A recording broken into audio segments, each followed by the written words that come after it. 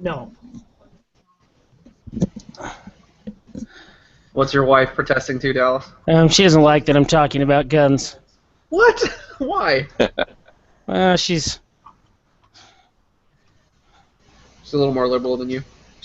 from California. Yeah, I know that. She doesn't want people to come steal them. Yeah, that's gonna happen. Well, they'd have to break into the safe. Yeah, right? Unlike my figurines, I don't leave these sitting in the car. Seems smart. It almost sounds like the priorities are the other way. Should be the other way around. Miniatures should be in the safe. One's a felony, though, if people steal it and use it. Statement. Well, I mean, if it's registered, at the very least, you can immediately report it stolen, and then you're not liable. Well, then it has to be registered, right? Yeah. Well, what's wrong with that? Nothing. Yeah, that you're going to acknowledge on live stream. There's nothing at all wrong with it being registered. I don't know what you're talking about. Mm-hmm. All right, so do we have anything particular to talk about in the news today? Do any of us have a take on this whole knockdown, not doing gang debacle, which I think they're going to fix anyways? That is ridiculous. Interaction? I didn't see it. I know, Mike, you probably can do it better justice than I can. Well, quite simply put, at the moment, at least certainly over here in the UK, there are a lot of people who, especially when they're facing a lot of stuff that has gang and flank, are essentially just knocking down their own models, so that essentially denying the opponent like half the rules. It means that would actually allow them to break their armor. Signar Sword Knights being a prime example. Sword Knights who can't charge without flank do nothing. So you can't gain flank on a knockdown model, is what I'm hearing. And or stationary models, because at the moment the rules for both gang and flank state that you have to be engaging the target, and the rules for knockdown and stationary says that models cannot engage or be engaged. Yeah, interesting. Unyielding falls under the same problem at the moment. Yeah. Seems like something they missed. I think it's something they're going to adjust. I think the last piece I heard is Hungerford had responded in the forum saying that they're investigating it. They're going to address it, but they weren't going to do like a knee-jerk reaction and change it immediately without giving it some thought. But I mean, it feels like it's something that sort of goes against what the rule should be. I think it's people just reading it too much into it, and I guess it blew out of proportion really quickly.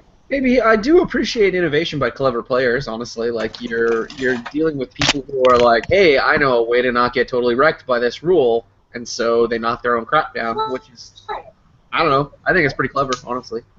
Well, it's the same like what you had before, where where people were resorting to taking Gorman the Wolf to blind their own colossals at the end of their turn, so the opponent couldn't do it in their turn because it only lasted for one round back in Mark II. Essentially, it's using the letter of the rules against the spirit of the rules, which truthfully, for a game like Hordes and War Machine, which lives and dies by its rule set, and the tight wording of the rules, that kind of thing, you'll always have people who every now and again will find something that crops up in a game this complicated, where they can manipulate and rules lawyer it to something like that. Yeah. I mean, again, I appreciate innovation, but it's clear, at least with this, that the intent for the way that the rules are is not that at all. Like, it is not what they intended. I am happy, however, that they're addressing things that they seem to have missed as quickly as they are. Yeah, totally. There's quite a few things that it makes a big difference for. I know that they said that they wanted to be a lot more aggressive in relation to what they are errataing and taking care of, but it's good to actually see them actually putting that into practice and doing what they say. Yeah. Well, back to it. Do we actually have anything to talk about in the news? Salt City Gladiator Games is coming up. We can talk about that. Anybody else got local stuff they want to pimp? Nothing that comes to mind immediately. Nope, nothing that jumps out at me. Well, there's a charity like every other week for War Machine and Hordes. Like, how do we not have something to talk about? Dude, the Utah Open, Salt I City can do more Gladiator Battle for Games. Breath if you want. Wait, did you actually officially start that make a meme contest with Matt? Yeah, it did. It went out. Or at least I thought it did. Somebody posted something in the chat earlier. I thought that they had just put it straight up on the scrum. Someone messaged a list that they were running in tournaments. We could go over those and give him some advice if there's time. Yeah, no, I saw that. Plus, there was a bunch. We can talk about Plus, the there was a merits. bunch of people. Oh, go ahead. Plus, there's a bunch of lists people put in there in the Facebook, in the TrollbloodScrum Facebook group, saying I asked them to post their favorite list so far. People put a bunch of stuff in there, so let's talk one or about, two let's randomly talk there. about a little bit of news. Let's then talk about kind of some lists that we like, and then let's hit some of the Facebook stuff like fast. So we'll just give some pointers on some quick pointers on each one, and we'll probably offend some people, and it'll be glorious. Woohoo! That's what we do. I can tell plenty of people they're wrong. I'm fine with it.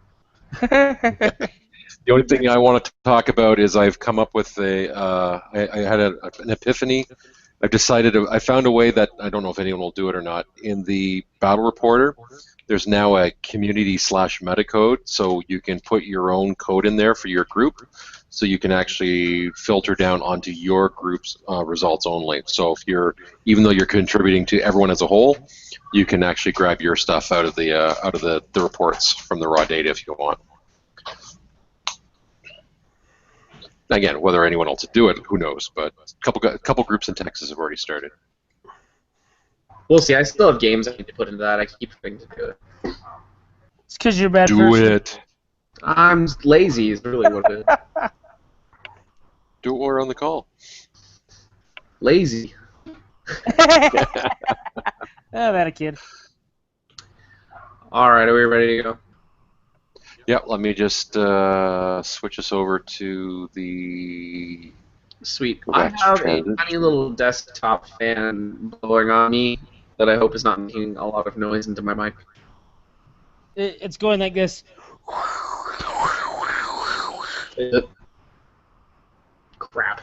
My air conditioner comes on, but I try to mute myself when it's on. I mean, I mute myself when I'm not talking, but it's warm enough in my house that I will be uncomfortable if I do not have it. I'll just turn it off. Okay, so whenever you're ready, I'm going to start the recording. So this is the YouTube starting now. So whenever you're ready. You got Twitch rolling? Yep, Twitch has all been going for the last 5-10 minutes. Oh, excellent.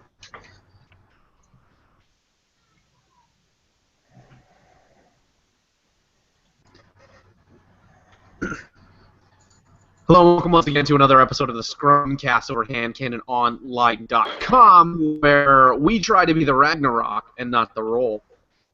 I am your host, Goris, and with me, as always, is the press ganger formerly known as the guy, Mr. Dallas Johnson. Yo.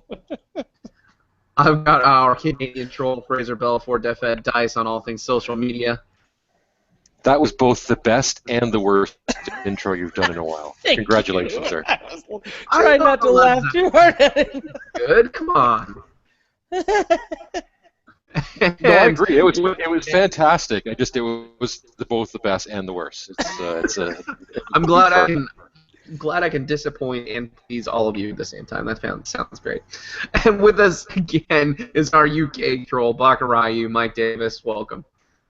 Morning / evening / night, whichever. It's on the blur right now. So basically four time zones that we're representing right now. So it could be beer 30 anywhere, is what I know. Speaking of which, all right. So this week we've got some list discussion coming up. We've all had a little bit of time to kick around a few games, get some ideas out into the ether. find out how the meta feels. But first, I'm going to kick it over to Dallas because we got a little bit of news to talk about, and it's more local events for there. Local? It's the whole state of Utah. Gosh. It is local. Well, it's our attempt. It's our attempt at taking place of giving another option to the Intermountain Cup. It's Salt City Gladiator Games is a board game convention here in Farmington, Utah. It's just about 20 minutes north of Salt Lake. And during that event, Friday of that event, we'll be doing some small tournaments and battle box games and demos and stuff. And then Saturday's the big one. That's the Utah Open. There's a trophy that goes from store to store in Utah. It's kind of a Star Wars thing, and that's big. We're hoping to get enough people to qualify. And then Sunday is just kind of open play. I think they have a hardcore going on that day as well. So lots of War Machine games and board games to be played. July 15th, 16th, 17th. And what's the name of the store hosting? It's Salt City Gladiator Games. It's actually out at the fairgrounds in Farmington. So it is not at a store. So come on. Oh, there is a hosting store. Demolition Games in Salt Lake is actually running the Utah Open. So there we go. I knew it was sorry, Adam. Don't kill me. He doesn't listen anyways. That is unfortunate. Yeah, he's just getting into trolls. We'll bring him around. That's right. I mean, I guess he has already had enough of listening to you talk. So. Hey, lucky sucker. You can only have too much of a good thing, right? On that note, we're still looking for a metal blitzer. We're willing to pay. So if anyone has a relatively decent-looking metal blitzer, please contact me. thegreatblah@TrollbloodScrum.com. Metal blitzers. Mine's pink. If you're willing to part with it, it still counts. All right, that's it. If you're looking for one, I have one of those abominations somewhere up in my shelves. I can look for it. It costs more to ship it to me than it would. Yeah, for the Probably not far off it. Yeah, I still have a metal blitzer and a regular one. I like them both. Plan on running them both at some point too, because double blitzers are gonna be a thing, I think. Man, there's some serious shine off of my lights. See, that's why I don't let the head dip too low. I'm just glad we can finally see your face. No, that's terrible. I should just go back to the screenshot. You have a fantastic haircut. I do miss the spam head. All right, guys. So as I hinted at earlier, we were going to talk lists today. So we've each got something that we've been toying around with. We're going to go ahead and go list by list.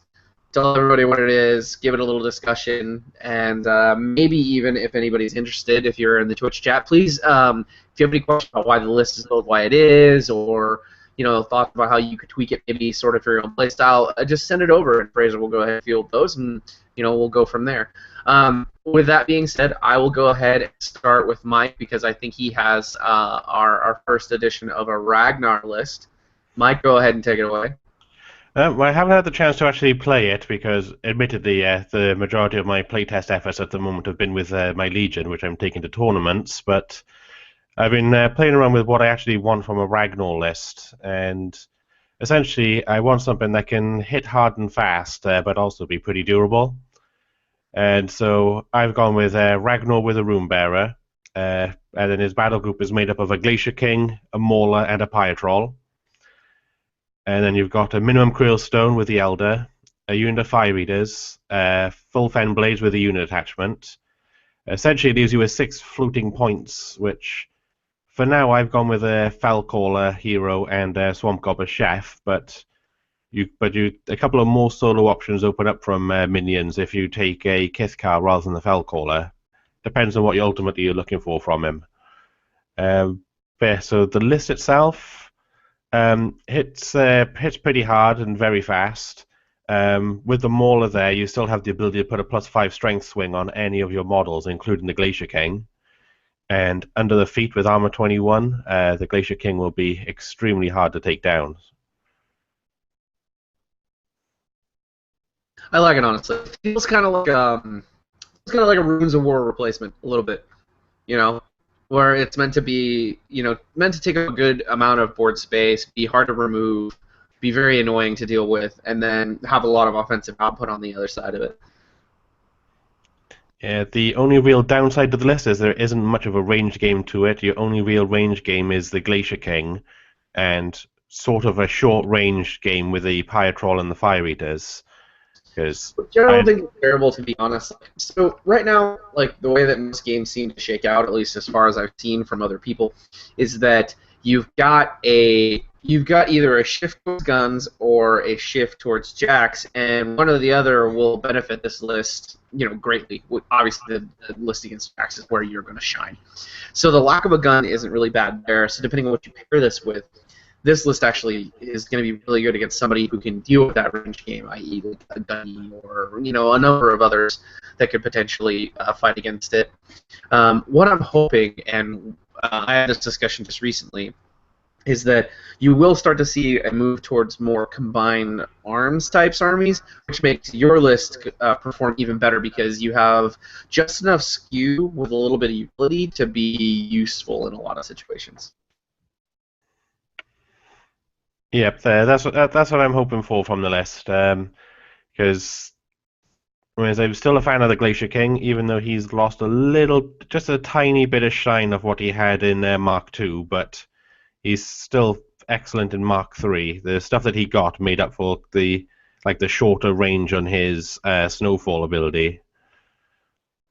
So overall, I like where the Glacier King is at, and he was the main piece I wanted to have in the army. Makes sense. Dallas, what do you think about it?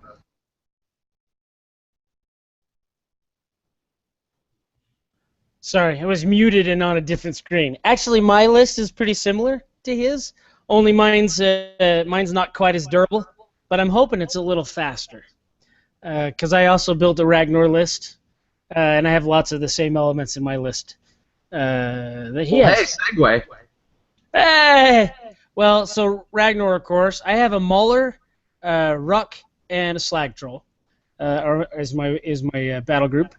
I went with a Fellcaller Hero, 2 Fenblade Kithkars, full Krillstone and Elder, 2 units of Fire Eaters, and a full unit of Fenblades with the Officer and Drummer.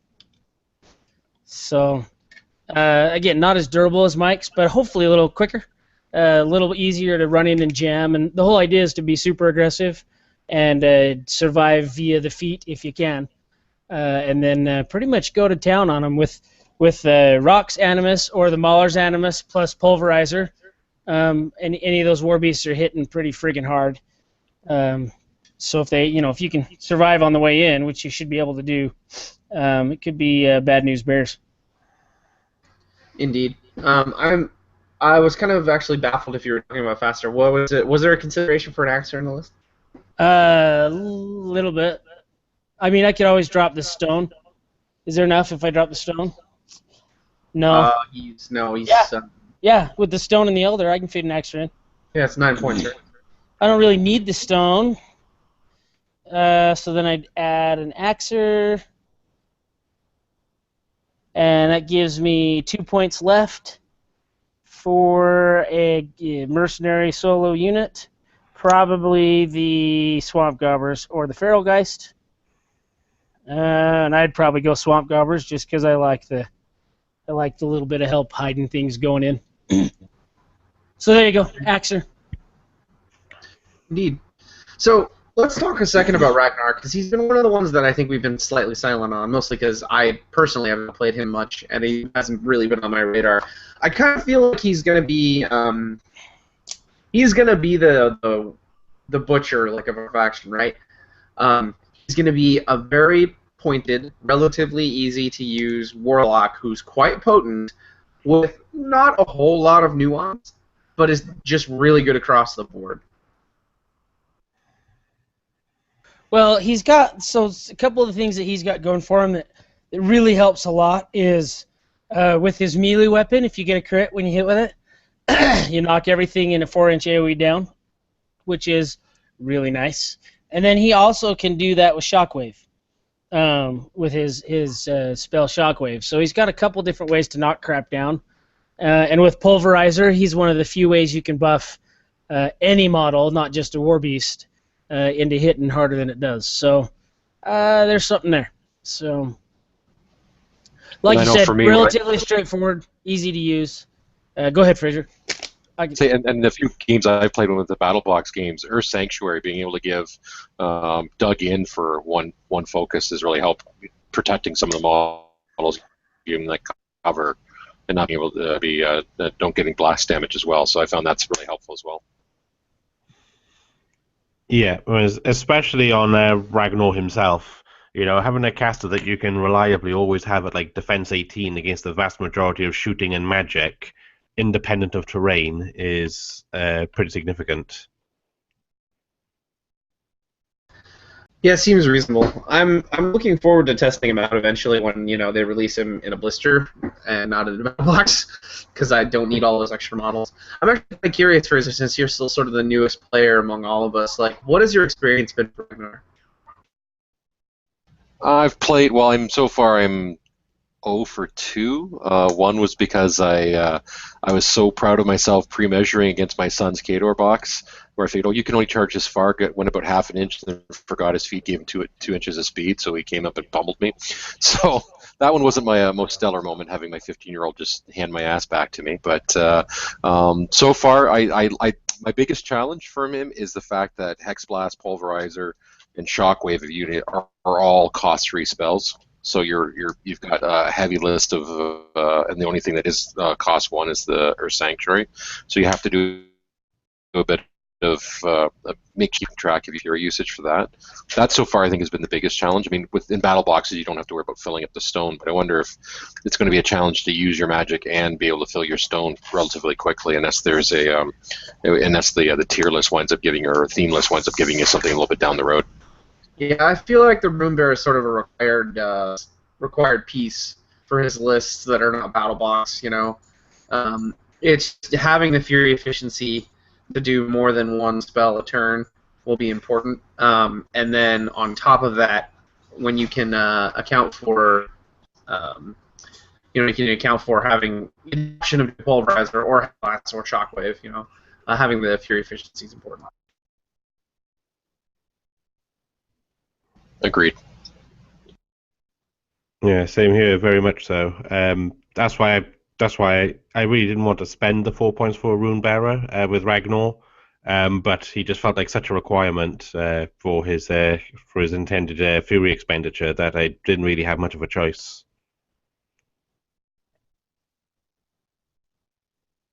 I actually felt the other way around. I think even with the Rune Bearer, I still want to keep a couple Fury on him.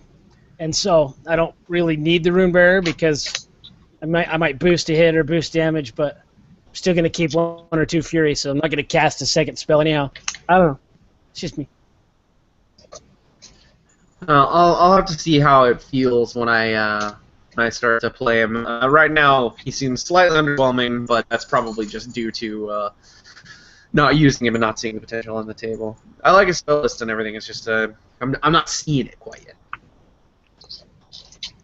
All right, so we've talked Ragnar. Let's get a fresh perspective. Fraser, what would you like to talk about as far as lists today? So the list is just me picking models, 1 that I own and 2 that I want to see if I want to try together. Ones I've owned but never played. I put together a Gunbjorn list, and this is so it's Gunbjorn with a Glacier King and Dozer and Smig.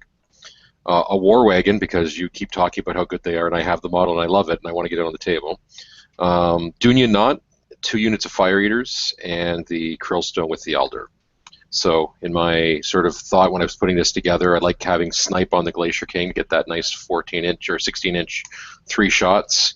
War Wagon, go back and listen to the previous couple of episodes about what you said. That was the reason I included those guys. You can keep the Fire Eaters in front of that, just in front of the Glacier King to give them the concealment.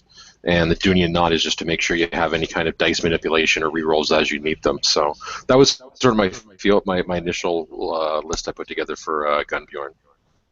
Have you had a chance to play it yet? I have not. The only game the only game I've played recently was just actually I haven't played a game in the last couple of weeks. I've watched games on Home Machine, but I haven't actually had a chance to play in the last couple of weeks, unfortunately. I really love the list. Gunbjorn offers a whole lot of resiliency on the way in which is important for trolls right now since we lost some of our tough shenanigans.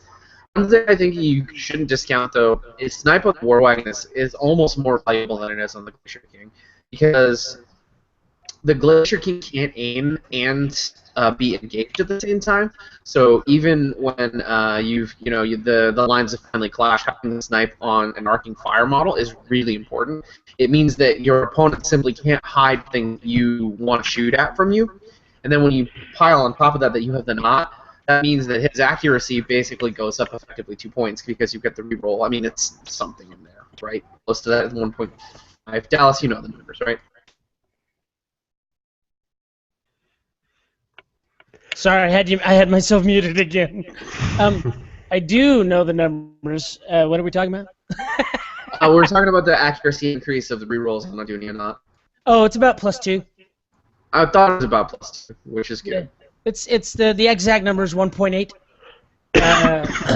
But it depends on how many you reroll. But it's +2 is a good rule of thumb for that. Which is quite excellent. So then you've got this accurate piece that's there. Did you say you had a stone on the list, Fraser? Couldn't get to the mute fast enough. Yes, I do have the stone in there as well. But I can take it out because I don't know if the value of the stone, if I'm planning on shooting things from a distance, if I need the stone there. I honestly think but it's really useful. One, it discourages assassination runs on Gunny because most of the time he'll be behind a wall, and he'll also have the stone aura, so he'll be freaking 19, 18, or whatever. 1918, yeah. Range. Yeah, pretty ridiculous. And then you take into account that you can lay that footprint out. 9 inches is pretty big when you consider all those huge bases. And so if your opponent doesn't have a really great way to reach beyond and get to that stone, you have a really safe way of keeping your models at armor 21 almost across the board.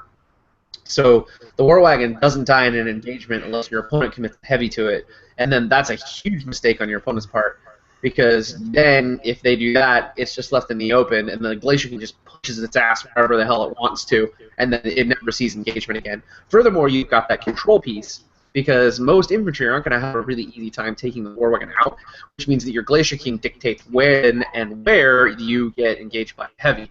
So, I mean, the possibilities are endless, and you're talking about also Gunbjorn who can cycle snipe on either one of those guys. You could basically just have 4 fucking awesome in the middle of the table, Gunbjorn behind a wall, with the War Wagon and the Glacier King on either side, and you basically just get to run the table. And then you've also got to deal with Fire Eaters that are out in front there, and your opponent's like, well, this is a nightmare because I don't have anything that out-threats Fire Eaters.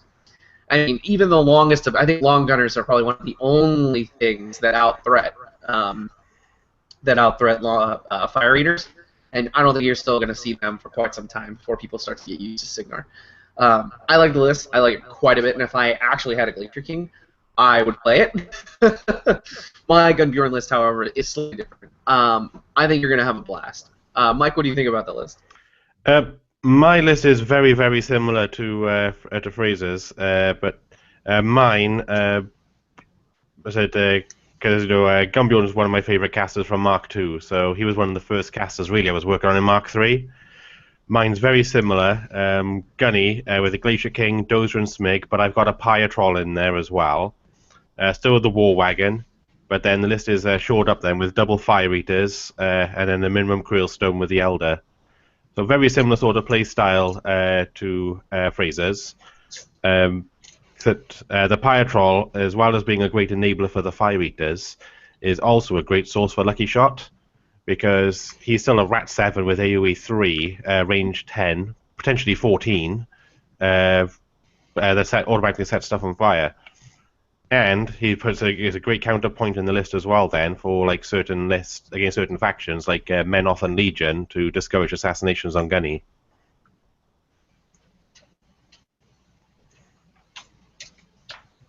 I could definitely see it. Dallas, what do you think? You gotta stop asking me questions when I'm looking away with mute on. Stop looking at other crap and pay attention to our podcast, Dallas. I have no recollection of that. I had no sexual relations with that woman. Clearly. So, Fraser's gunning list. What do you think? I actually like it. I think pairing him with the Glacier King is is good, and I think Dozer and Smig kind of goes without saying. Just with the affinity or bond or whatever it's called with Gunbjorn, I think it works. I'm not sure. I think really there's lots of different things you can do with it past that point. The War Wagon's pretty solid. If you're bringing Dozer and Smig, you need something to use his Animus on. So I think all three are good. Plus, with the two huge bases and Dozer and Smig up the middle, you got a pretty good screen for your softer stuff, and that's a whole lot of wounds and armor and stuff you got to plow through to try and get to your squishy stuff. Plus, you could really lock down a scenario with this list if you do it right, which is highly appealing. So, with the small change to his feet, that could be good, I think. Wow.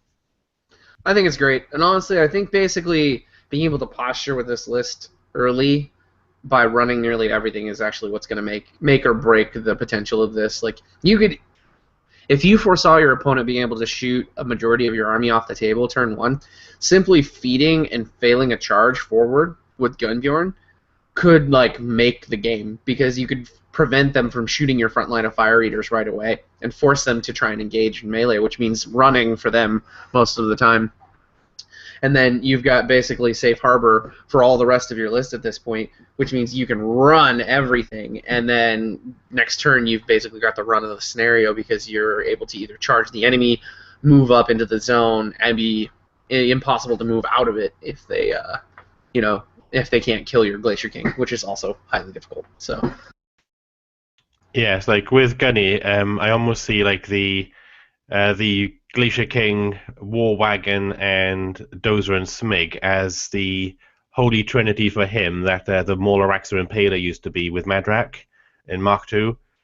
A lot more expensive holy trinity, don't get me wrong, but that always seems like the basis that you should build almost any Gunbjorn list around now, because all three of them play to the maximum to his strengths.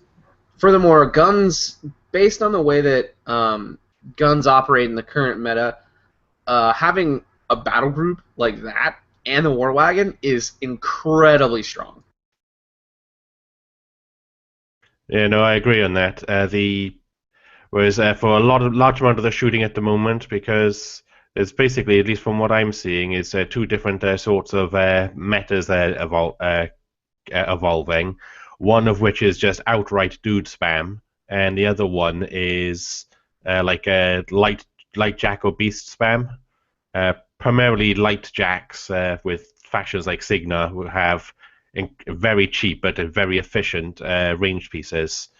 And Gunny deals with both of those very well in their own ways. Explosivo on the Glacier King can make very quick and brutal work out of dude spam, and so does the War Wagon and Dozer from range. Yeah, a lot of shooting. Magical on any of those is really, really good. Let's not forget that Explosivo on the War Wagon is specifically great because of the way that it interacts with the spray, right, Mike? Yeah, the spray it works well with. I always find it funniest though, because when opponents sees like AoEs on your list, like well in case of mine from the Pyrotroll, Dozer and Smig and the War Wagon, the temptation is to spread your men out just big enough that you avoid avoid 3-inch AoEs. But because the Glacier King's Thunderbolt happens before you resolve the attack, the Explosivo blasts, you can actually strategically target models and push them into other guys to then explode. Yep, getting even more punch on the Glacier King. Well, I like that it took him this long to get Explosivo to actually work. But yeah. Well, it's kind of a weird rule in the past, that's for sure. Yeah, Explosivo was one of the legacies from Mark II that I imagine they can't be sad to see resigned to a legacy. Oh no, it was from Mark I. They've been trying to get that going since it first came out on Gorton. On Gorton, didn't Explosivo first come out on Siege? I don't remember. One of those two. It was certainly. Oh no! Now that I think about it, Siege didn't come out until the second book. which means it probably came out at the same time. He came out in Apotheosis, and I think Merc Warcasters didn't come out until the book after that one. I think they had the first book. I think you had Ashen Delise, and Magnus was in the first book. There were no Mercasters in Apotheosis. Interesting. Suddenly, I'm not feeling nearly as old. No, let's dash that straight out the window there, Fraser. You're definitely old. I am the senior. I'm the senior of the podcast. We are still just dealing with people who, basically all of us except for Dan, I think, have been playing since Mark 1. So quite the story time. Yeah, back in Mark 1, it was you had to have a special kind of mentality to play trolls back in Mark 1, because everything you got sucked, and it was all about trying to make it work. That was pretty much the whole community mindset back then, and that was a lot of fun in its own way. Yeah, you definitely had to come at it from a different tilt. When Calandra came out, that was the first time I actually got to have a whole lot of fun in Mark 1, because she was so good with beasts, but her feat was ridiculously tilting because it gave us 3-up tough, and like nothing ever died. The games were ridiculous. Like, I mean, I remember distinctly a single model making 20 tough rolls, and like that's some of the stupidness that used to happen in Mark 2, or Mark 1. That was a thing that could happen. Not only that, but she had befuddle, and it was unit wide, so all you had to do was peg a guy in a unit, and then the whole unit got to move and position them 3 inches. Like, it was ridiculousness that used to be in Mark 1. But I digress. All right, I'm gonna go ahead and shoot my list out that I posted for you guys. So it's going to be a Hunter's Grim list. Now, I know I've been talking about Madrak and Gunny quite a bit, but let's go over this one here. So 75 points, you've got Hunter's Grim, Mugs and Crump, Dozer and Smeg and a Blitzer, a War Wagon, the Chronicler, Alton Ashley, Sluggers, full unit, Fenblades, full unit with Officer, and the Dunia Knot. Now, the whole guiding purpose behind this is to sort of pair it with Madrak 2, which means it's going to handle the Legion, Signar, Crix, and Menoth matchups that I don't necessarily want. Lots of shooting tech, lots of stuff that's going to deal with low armor, high defense stuff as well, with the pipe plates and the like. And then you've got the feat that'll just alpha heavies off the table if you really want to. And then you've also got the sluggers in there who have a very respectable output, especially when you start to take into account mortality in the mix.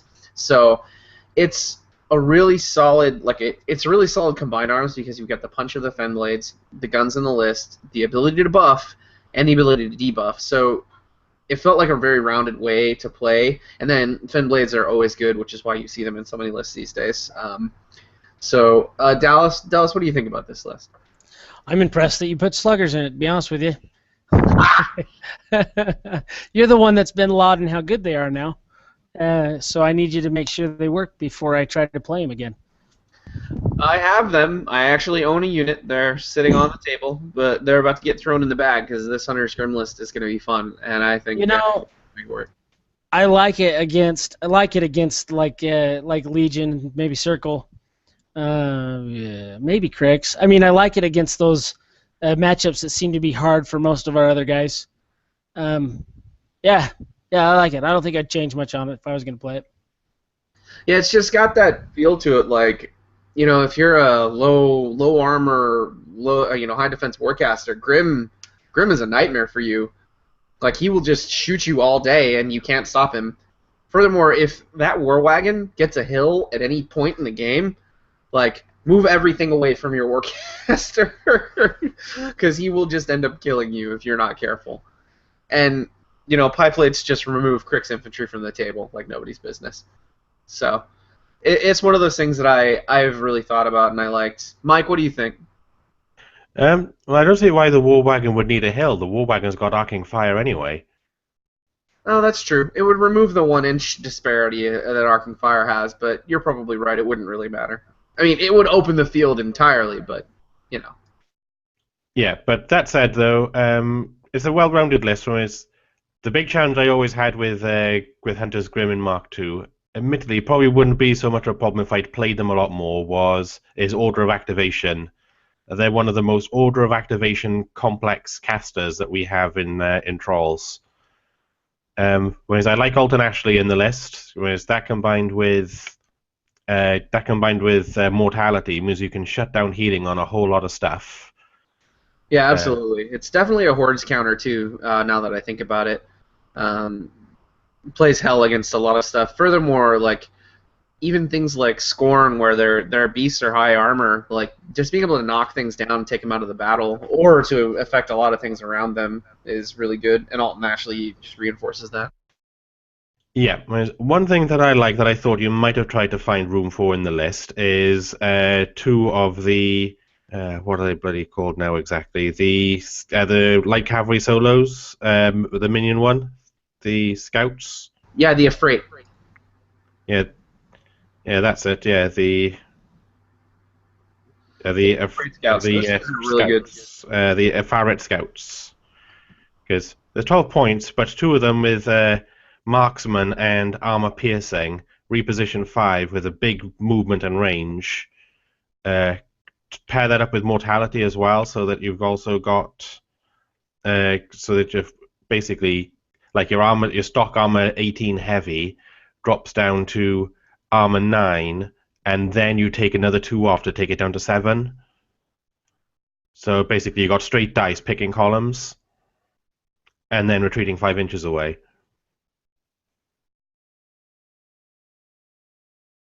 It definitely seems good. It's a pretty points efficient module, but it still seems kind of heavy as far as trying to fit it in the list. Where they basically would replace the sluggers if I were to do that. They're roughly the same cost for the full unit.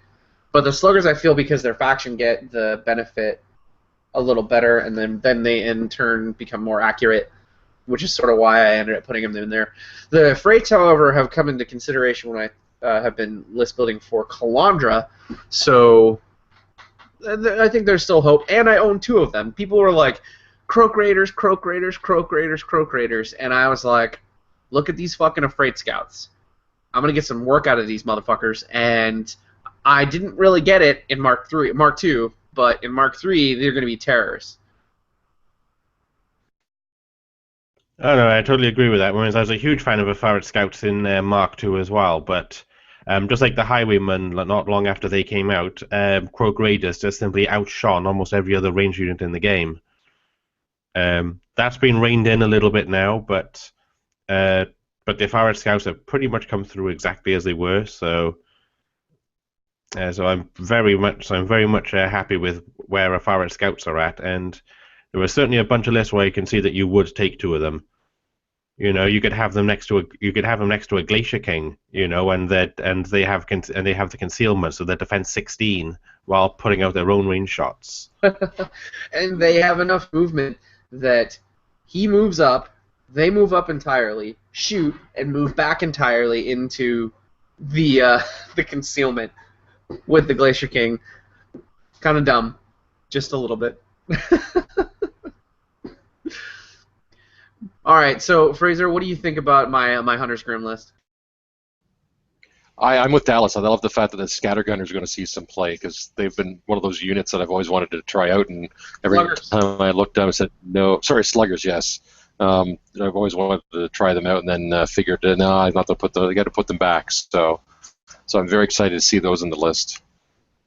Yeah, they were an interesting piece. I tried them out when they first came out in Mark II, to some good success actually. People really underestimate what you can do when you can run a unit twice when you go first, and then all of a sudden they stand still, and that's potentially 15 shots going down range at Rat 7 or better and PAL 13 or better.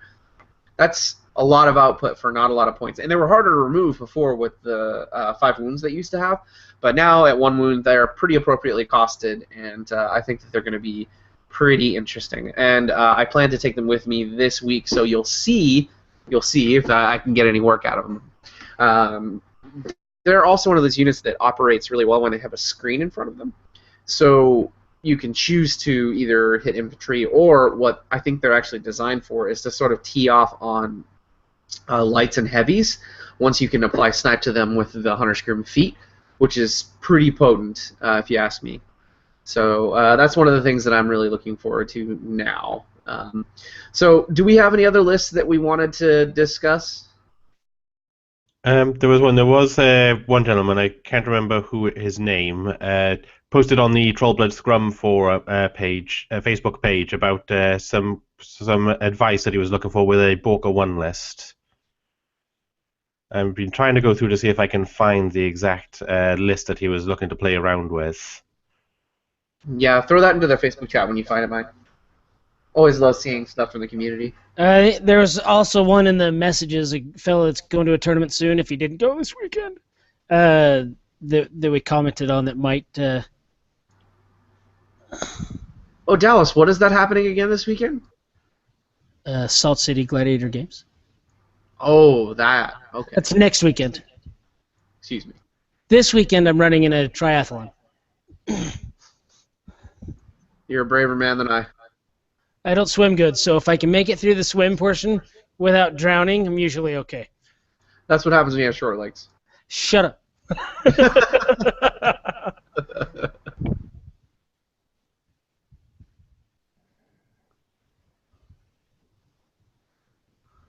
All right, here we go. Fraser found it. So it's 75 points. It's Gunny, Bomber, Mauler, Pyre, Chronicler, Highwayman, full, Champs, full, Stone, full. Ooh, that's ambitious for Gunny. 1 Fire Eater, Min Burrowers. So, oh, go ahead. Nope, go right ahead. Well, so my first advice to him was, if you get burrowers to work, please let me know. Because I would love to see someone try them and actually make them work. There's a guy in my local meta that insists that they're so good because they can stay burrowed. But I have a hard time because they're not going to hit anything. They're not going to hit anything, which is hard. I don't know what else to say. They're way harder to use than they were before, which they were way easy to use before. So, but I feel like the pendulum went from one side to the other instead of settling in the middle somewhere on burrowers. But that'd be the only thing about it. Maybe the Max Stone isn't necessary because he'll just sit back and shoot anyways. Yeah, that was the first thing. Not only that, but Gunny doesn't really have the ability to run it at max fury all the time. So I mean, I guess there's bodies there to get in the way of stuff. But what is it? I think you minute and fill it, and maybe drop the burrowers for something else. Yeah, so you can free up 8 points, which is a min unit of 8 points is a min unit of warders. Or you bring a unit of fire eaters. Like another unit of fire raiders actually seems like a chef or something. So yeah, I mean the Fury won't be a problem with 3 beasts. No, I think he's fine there. He's got a good front line. The the champs are gonna be a really good vanguard. Hard to hit on the way in, and you can't target them for a turn. Seems pretty. God, champs on a charge. What is this dream? So only with gun, Bjorn. Indeed. I mean, I like it. I think that the only thing that jumps out at me again was the stone. Like I just wasn't. That wasn't the. I don't know. The max stone just doesn't seem right. It seems like you could find the points better elsewhere. Yeah, I also have to agree on that. I think that the max stone, you'd be better off having a minimum stone with the elder than a max. You'd lose a point of maximum fury range, but you get the utility of being able to ignore continuous effects, strip stealth, or give +1 strength for when your beasts do get into combat. So that I think you get okay with. 16 instead of 15 is actually a pretty big difference. Yeah, and he does have a mauler in there as well. So even that bomber is punching away at their power 19 then in that instance. And it's Mat 6 now. Woo-hoo. Sorry, I had to have a little dance there for troll accuracy. Yeah, I think the awkward silence said everything about our thoughts on that. Well, if the webcams didn't give it away. But, I've said dumber things on this podcast, that's for sure. This is also true. Fraser, got any thoughts on the list? Mike?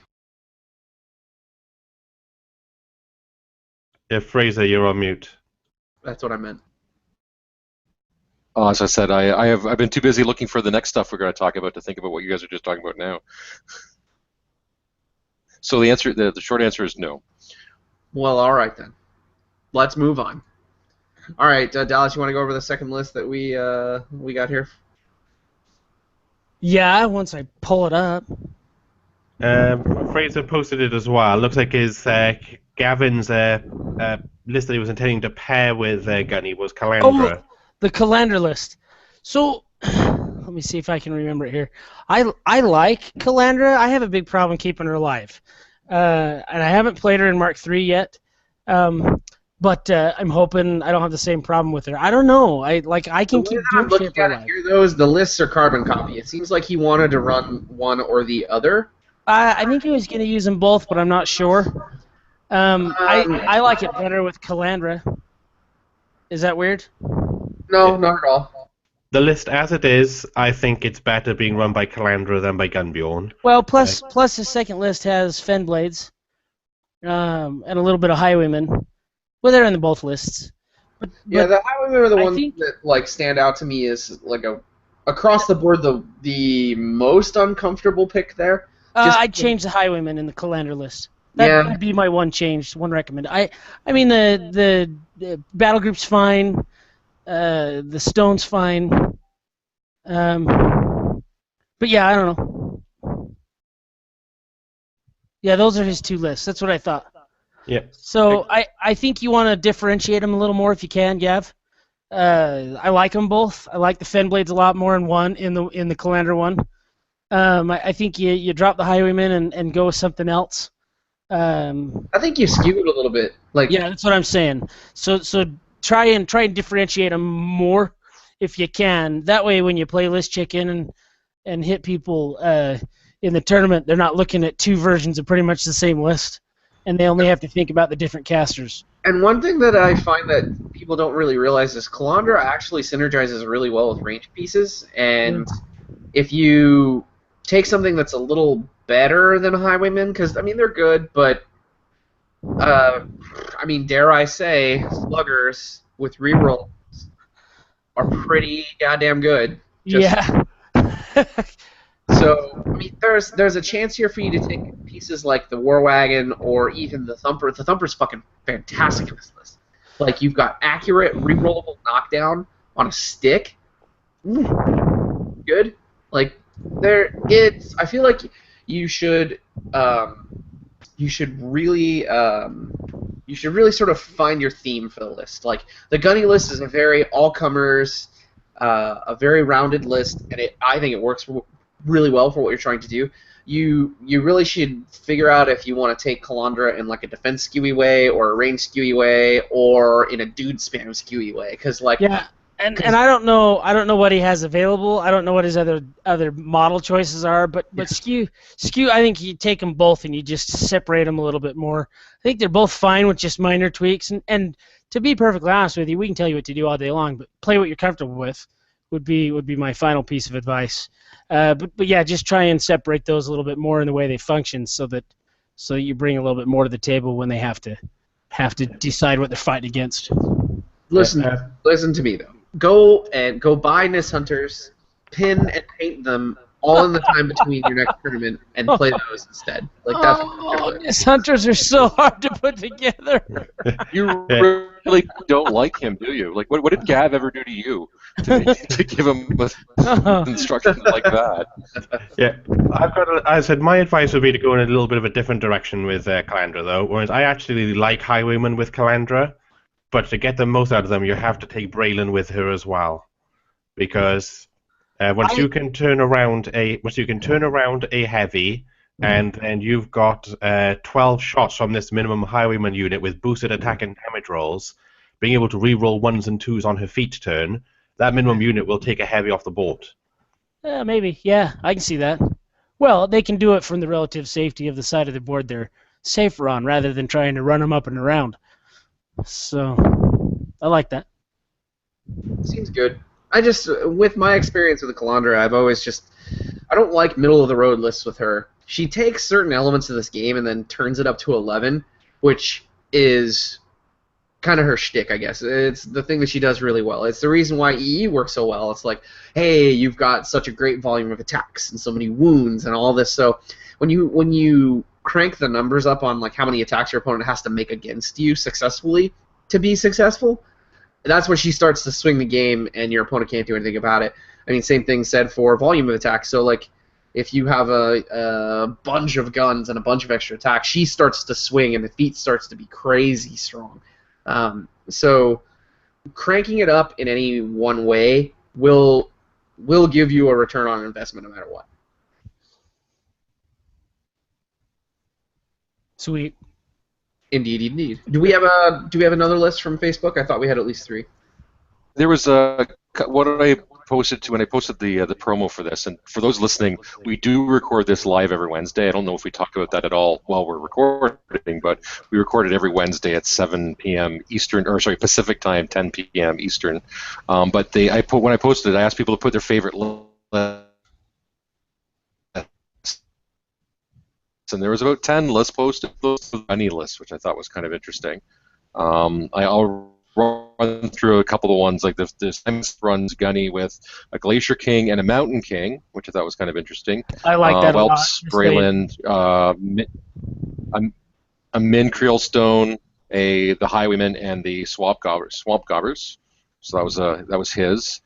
Jacob is running Gunbjorn with 2 Blitzers, Dozer and Smig, a Swamp Troll, and a Slag Troll. I like that too. Creel Warriors Sounds fun. with a yep, as I say, I thought you'd like that one. With Creel Warriors in the standard, Sorcerer, Scattergunners in their standard, and then Roger was doing his Gunbjorn list with a Bomber, Dozer and Smig, and a Mountain King and a Blitzer, and then with Janessa, and then 2 Thumper Crews, which I thought was an interesting choice. I mean, I would think Gunny would give him giving extra range on those guns would be nice. And then the other one was Gunbjorn with the Runebearer, Mountain King, Rock, and a Slag Troll with a Fell Collar, Hero, Troll Whelps, Max Stone, Min Stone with the Elder, Fire Eaters, and he apparently went 2-1 at a tournament that weekend. Nice. So, seems like there seems to be like not a consistent. Nice to see people mixing it up with the different casters when everything's always a must-take, because there's very few things across that you saw in every single list, which is nice to see. Well, I got to tell you, here's what I heard that I liked. Every one of them sounded decent.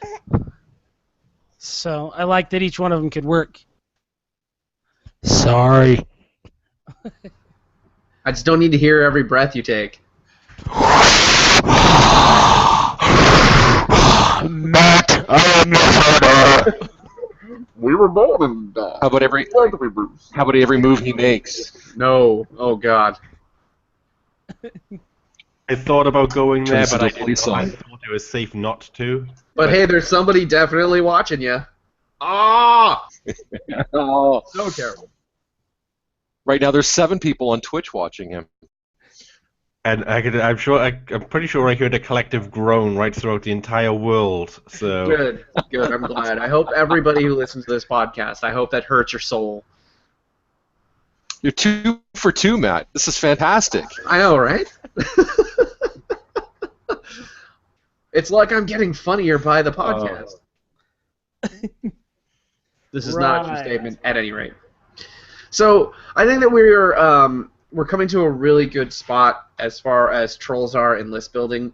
It's going to be a little while before I get to a tournament, but I have a feeling we're going to make a big splash this year. And this is even before new model releases come out. Like, with what we have, it feels kind of like what happened when Mark II came around.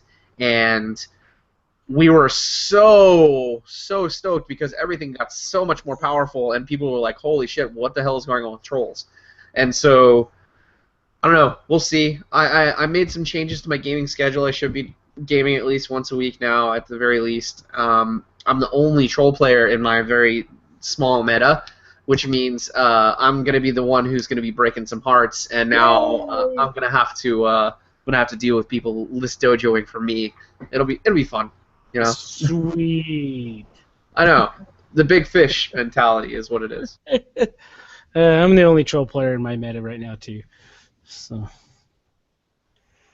Well, I'm not even a troll player in my meta at the moment. Hey, shut up. Shut What do you up. have this guy on the podcast for, huh? Like, come on. Man. Because you couldn't find anyone else dumb enough in the UK to come on 3 o'clock in the morning every week? Probably right. I don't know. Let's put it out there. Folks, if you're a troll fan and you want to be up really late for a really poor reason, we'll have you on this podcast. Just saying. We'll kick Dallas off for an evening. And kick Dallas off for an evening, make Mike stay up anyway, and then there'll be 2 British people.